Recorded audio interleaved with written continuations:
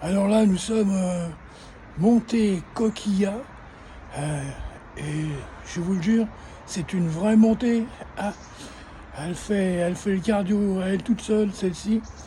Et nous allons partir à l'assaut de la colline de la Croix-Rousse. Nous sommes à Lyon, et particulièrement de la place Colbert, où nous trouvons une des traboules les plus authentiques de Lyon. Alors, vous voyez un petit peu ce qui m'attend.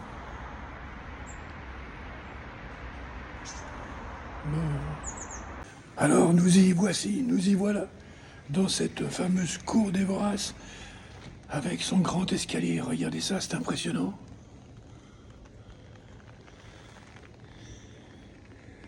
Et là, avec un peu d'imagination, on peut encore entendre le cri, les appels des insurgés lyonnais, les fameux canuts de la Croix-Rousse, des ouvriers tisserands qui sont en bagarre ici contre la première légion de la garde nationale.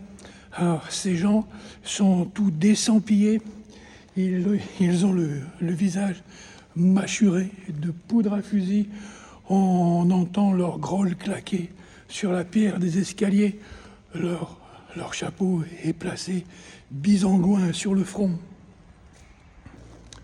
Alors avant d'aller plus loin,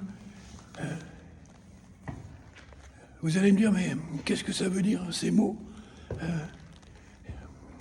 désempillés, mâchurés, les grolles, etc. Alors, un petit peu de parler lyonnais. Le parler lyonnais, c'est l'une des langues dans la grande famille du franco-provençal. Il y a le forésien, il y a le mâconnais, le savoyard, et il y a le lyonnais. Alors, désempillé, ça veut dire déguenillé, dépenaillé. C'est quelqu'un qui est habillé de travers, quoi, qui est mal habillé, mal fagoté. Le visage mâchuré.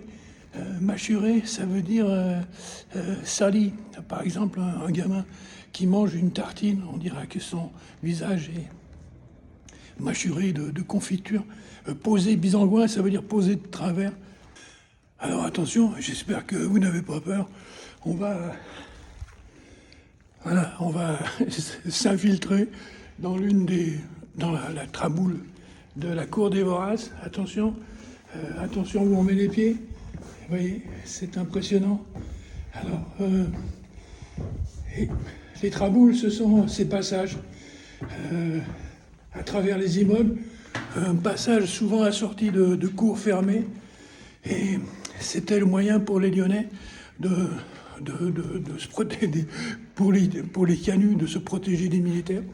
Plus tard, sous l'occupation, c'était aussi une bonne façon de se faufiler entre les troupes allemandes et la Gestapo. Alors, pourquoi parler des traboules, du parler lyonnais? Il y a des quantités de bouquins qui ont été faits là-dessus. Pourquoi cette vidéo? C'est pour rappeler cette relation fondamentale qu'il y a entre un parler particulier et puis les murs, la ville qui l'a vu naître. Plus largement, la relation qui existe entre une langue, le français, l'allemand, l'anglais, et une terre sur cette planète, une terre particulière, un endroit précis, avec son ciel, son odeur. On peut essayer de traduire Shakespeare dans la langue de Molière et vice-versa, mais vous ne capterez jamais ce qui fait le sang, le suc d'un Othello, ou d'un Hamlet, ou d'un Don Juan. Ah non, impossible. Autrement dit, on est prisonnier d'une langue, comme on peut l'être du moi. Le moi, citadelle imprenable, mais aussi une prison dont on ne sort pas. Alors moi je vais sortir provisoirement de la traboule, regardez. va traverser la rue. Et attention, au miracle, la traboule continue ici, au numéro 20.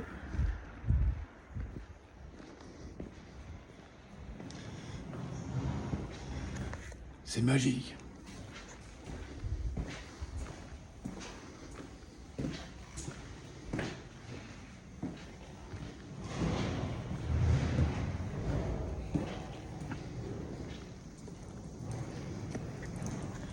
Voilà l'une des fameuses petites cours fermées.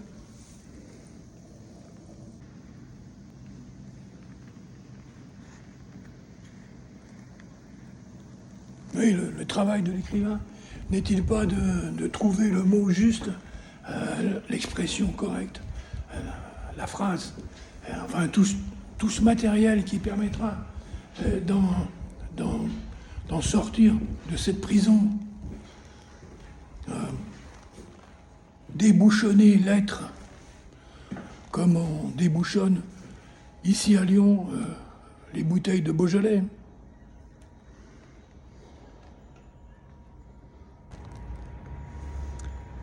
Comment s'étonner alors qu'il y ait autant de livres qui paraissent à chaque nouvelle rentrée littéraire, ah ouais, comme autant d'essais passionnés, mais tragiques.